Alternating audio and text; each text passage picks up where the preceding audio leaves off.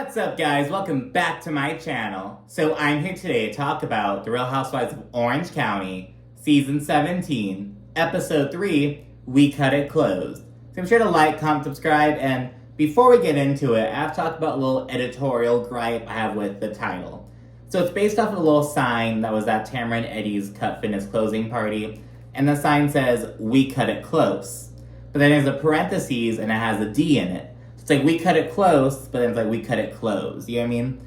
And so the title worked off of that, but in the parentheses, they added an extra E. And I'm like, look, I get it. The ED makes it more like, oh, it's the past tense or whatever. But it doesn't work. Like, the whole purpose of that whole, like, wordplay is for it to work both ways, like, with or without the parentheses. But the extra E just makes it look off. I don't know. I was kind of pissed off about that, but anyways. We start off with the Heather home scene. She still won't shut up about her twins going to college. Her son, Nikki, is going to Loyola Marymount University in LA. Her daughter, Max, is going to Tufts in Boston. We then see Heather's youngest, Ace, on camera for the first time since transitioning to a boy. We don't get any further context. Heather announced it, like, last year, I believe, on social media. I saw something on, like, Queens of Bravo. So yeah, we see that. Heather then says that she's considering getting back into acting and, like, rebuilding her LA presence. She mentions how, like, you know, her and Terry moving to the OC was her really making a decision to, like, prioritize parenthood and putting her career on the back burner. But she says that she never lost the passion of performing, which we know because we see her acting her ass off every week on this show. And speaking of Heather, she was on Watch What Happens Live after the show aired. And, you know, she was confronted about how Emily and Tamara think that she's an interrupter. And Heather was like, well, maybe what I have to say is just more interesting. And Andy was like, oh, whoa. And the audience was all clapping and shit. And it's like, it really isn't, Heather. It really isn't. Like, yes, please talk more about how, you know, half your kids are going to college. Please talk more about how, you know, you're trying to be all fun now and trying to fucking lie to the new girls, all that shit. Whatever, Heather. Tamara then shows Jenn around the empty Cut Fitness studio. Jenn discusses how sad she was to hear about it closing down. And Tamara mentions her upcoming Cut Fitness closing party. They discuss the last Flamingo event as well, because that was like the day earlier. Tamara mentions that she was so hungover, she actually considered having a beer in the morning, you know, a little bit of the hair of the dog, if you will. But yeah, so she was drunk. Jenn fills her in on how she basically, you know, went off on Shannon after Shannon apologized to her. Tamara told her to fuck off and go fuck a duck. All that shit. Tamara's like, so I made it worse.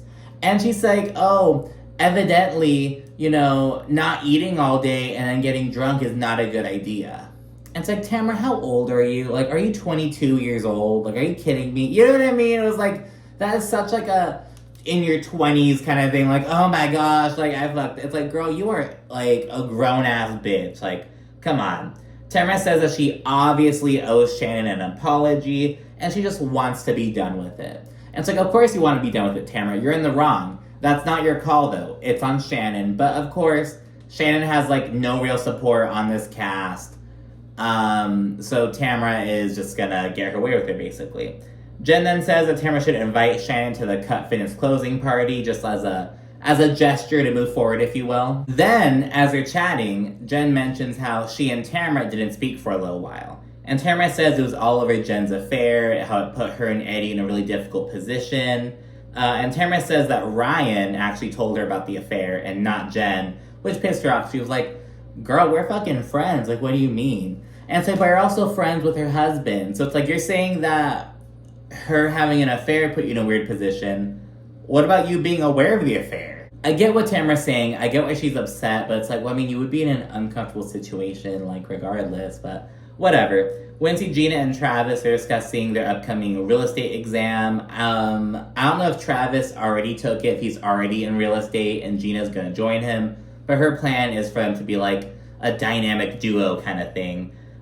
She speaks on how she's always known Jenn on a surface kind of level, but now, you know, she's kind of learning that Jenn has had an affair, and because Gina was cheated on, she doesn't really feel, she feels kind of icky about it. But she's trying not to judge Jenn, but she's kind of having some issues with her having an affair.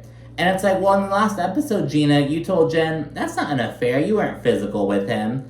So, I mean, which is it? But yeah, she's kind of just saying she's just not really with it. And although she gives Jenn credit for being open, she just, feels weird about it because of her own experiences, which I get. We then see Shannon and her boyfriend John go to this little crystal shop. He proceeds to park his car next to, like, a high curb. Yeah, sometimes just, like, a really high curb or whatever. He tells Shannon that she has to climb over the center console and out the driver's side.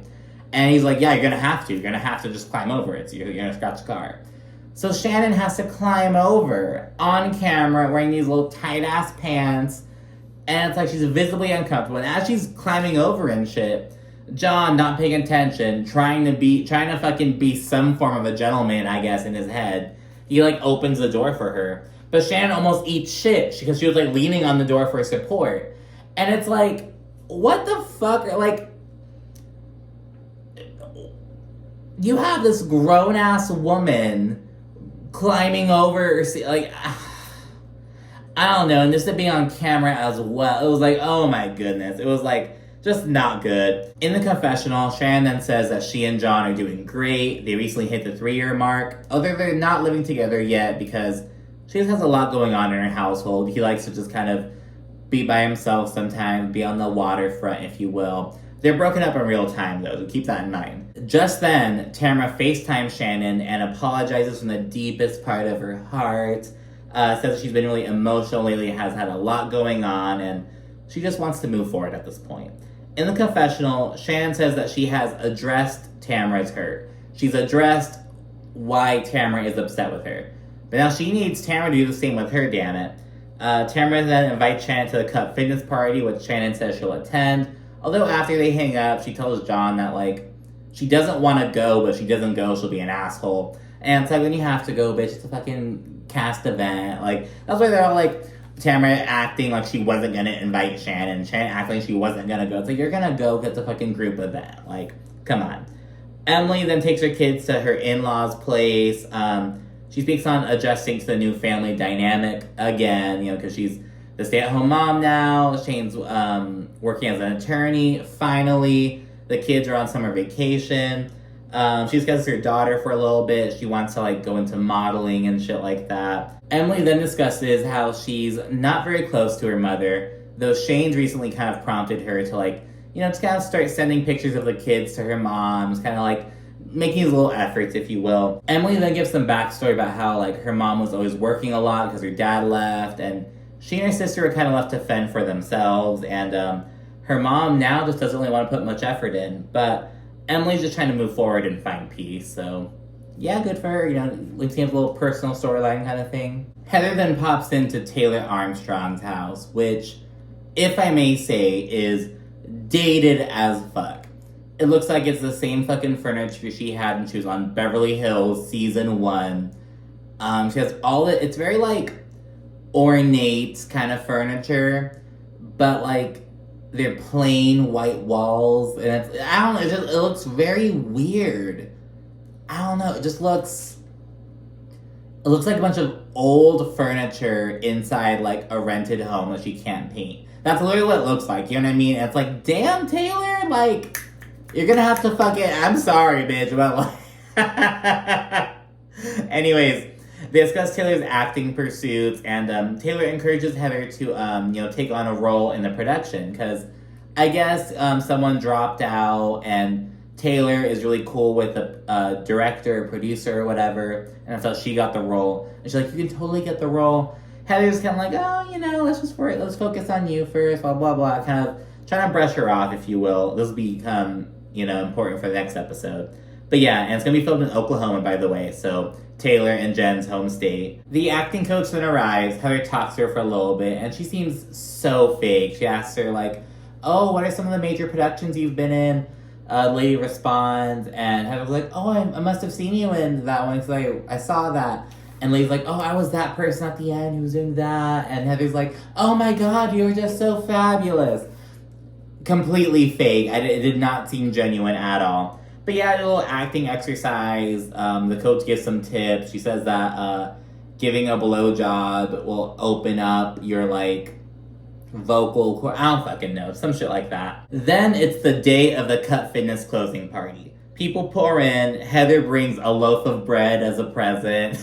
It's like, I hope you brought a real gift too, bitch. But Heather and Tamara, they reminisce about, the opening of Cut Fitness way back in the day, which Tamara also acknowledged with an event. And they talk about how she, kicked Alexis Bellino out of that event. That bitch, pulled out her chair and, oh my gosh. This big old thing. Tamara's son Ryan then arrives in full rancher garb. He got a job doing ranching shit 2 years ago. And Tamara says he really found himself. It's like, oh wow, I'm so glad this 36-year-old man found himself. I'm so glad. Oh my god. I don't think he's 36. I'm just fucking exaggerating. But yeah, and Tamara then mentions that she and Eddie want to buy a property outside of California and looking at Montana. And she's thinking about having a trip out there, kind of doing some dude ranch shit, having that experience, which the ladies are down for. Surprisingly, Heather's like, oh, I would love to. I can go once I'm back from Boston to drop her daughter off or whatever. Shannon then arrives, and Tamara pulls her aside and apologizes again. She says she's had a lot of emotions and was just way too drunk for saying she really misses Shannon, and again is just so sorry. In the confessional, Shannon says that she really appreciates this apology, but she needs Tamara to also apologize for the shit she's put her through for the past 2.5 years. So it's to be continued for now. And it's like, Shannon, you better not let this bitch off the fucking hook. Tamara got herself into a situation, bitch. You have the power to keep, hold her accountable, Shannon. Do your thing. And then flash to Gina telling Heather about something that Jenn posted on Instagram. And now this is where the anti-newbie shit starts really coming in. So Jenn made a post about, something along the lines of being super proud that her business is, still running. With Jenn saying this about her yoga studio the day before Tamara's party to commemorate her gym closing, Gina thinks that it was just a little bit braggy. Heather agrees that it felt tone deaf, but she thinks that they should just kind of not do anything about it for now. But Gina's really stuck on how, hey, there's probably a lot more to Jenn and Tamara's friendship than meets the eye.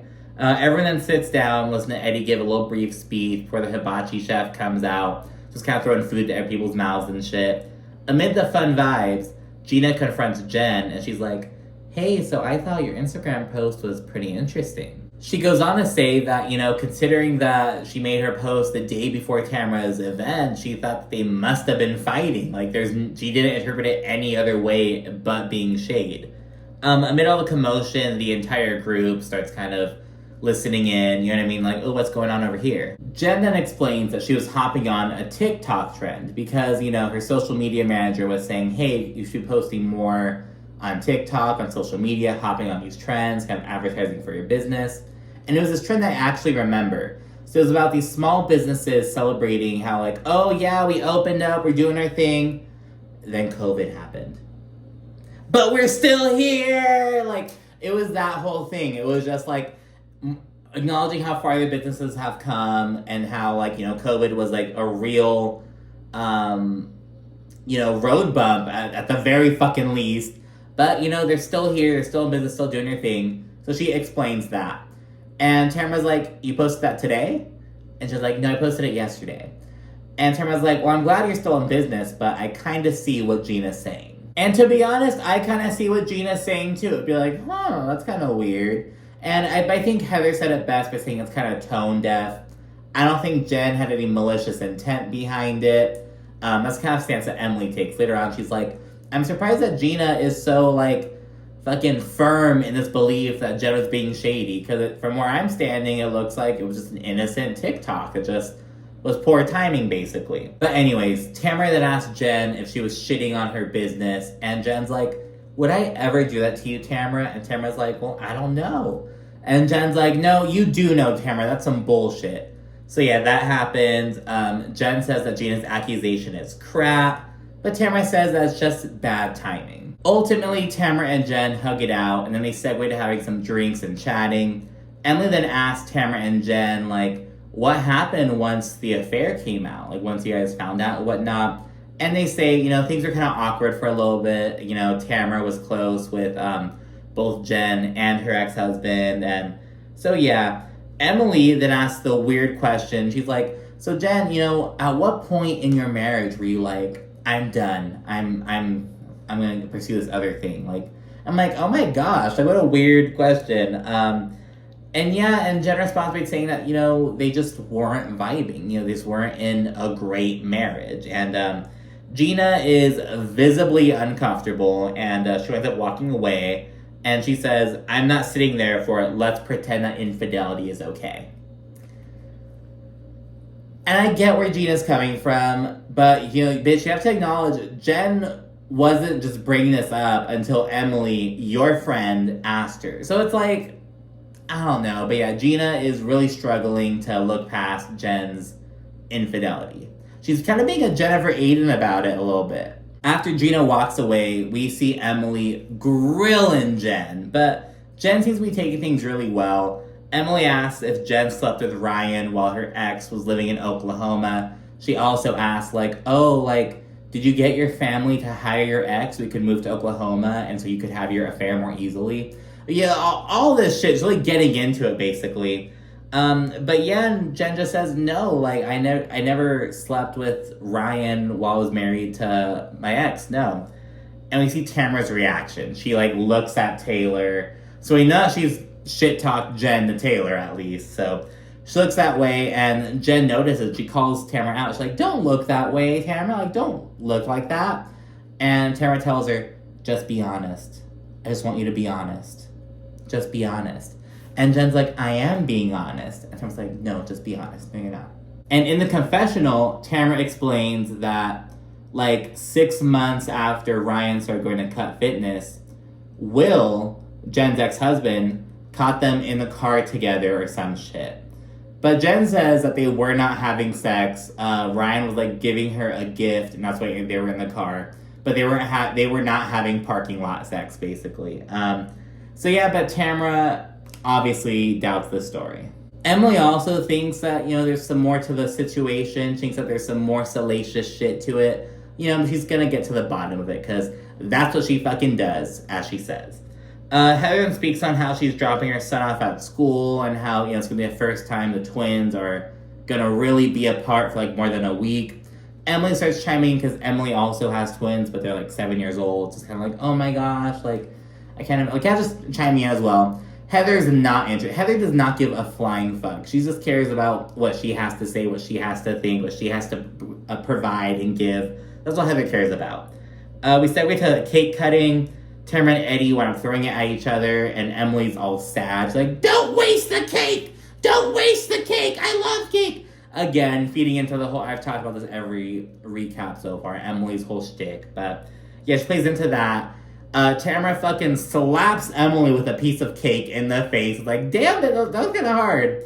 But anyways, that happens. It's the end of the episode at that point. And in the preview, we see Jenn getting grilled with some more questions, of course. Gina and Shannon discussing the infidelity trigger. And Taylor and Heather clashing in Montana. So we'll get that in the next episode. So thank you for watching. Be sure to like, comment, subscribe, and stay tuned for more. Thanks again. Bye.